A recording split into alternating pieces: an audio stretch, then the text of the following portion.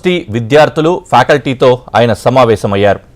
యూనివర్సిటీలో జరుగుతున్న పరిశోధనలు, విద్యార్థులు, ఉద్యోగులు సమస్యలను అడిగి తెలుసుకున్నారు. యూనివర్సిటీ భూములు అన్యాక్రాంతం కాకుండా చూడాలని స్పీకర్ను విద్యార్థులు కోరారు. దీనికి ఆయన సానుకూలంగా స్పందించారు. ఆక్రమణకు గురైన వర్సిటీ భూములను తిరిగి స్వాధీనం చేసుకుంటామని స్పీకర్ హామీ ఇచ్చారు.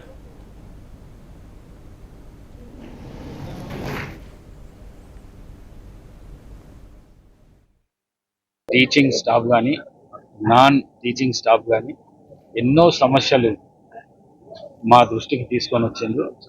తప్పకుండా ఆ సమస్యలన్నీ ఈ రాష్ట్ర ముఖ్యమంత్రి గౌరవనీయులు యనమల రేవంత్ రెడ్డి గారి దృష్టికి తీసుకొని పోయి ఈ వ్యవసాయ విద్యాలయాన్ని పూర్వ వైభవం తీసుకువచ్చే ఉద్దేశము కాంగ్రెస్ పార్టీకి ఉన్నది. కాబట్టి ఎందుకంటే ఈ దేశంలో కానీ రాష్ట్రంలో కానీ వ్యవసాయ రంగం మీద కాంగ్రెస్ పార్టీకి ఉన్న ప్రేమ కానీ పట్టు కానీ ఇతర పార్టీలకు లేవు. కాబట్టి తప్పకుండా స్వర్గీయ వైఎస్ రాజశేఖర రెడ్డి హయాంలో కూడా ఏ విధంగా అయితే వ్యవసాయ రంగాన్ని కాపాడబడ్డదో అదే విధంగా ఈ రాష్ట్ర ముఖ్యమంత్రి యనమల రేవంత్ రెడ్డి గారి ఆధ్వర్యంలో తప్పకుండా వ్యవసాయ రంగాన్ని కాపాడుతాము, ఈ యూనివర్సిటీకి పూర్వ వైభవం తీసుకొని వస్తామని చెప్పేసి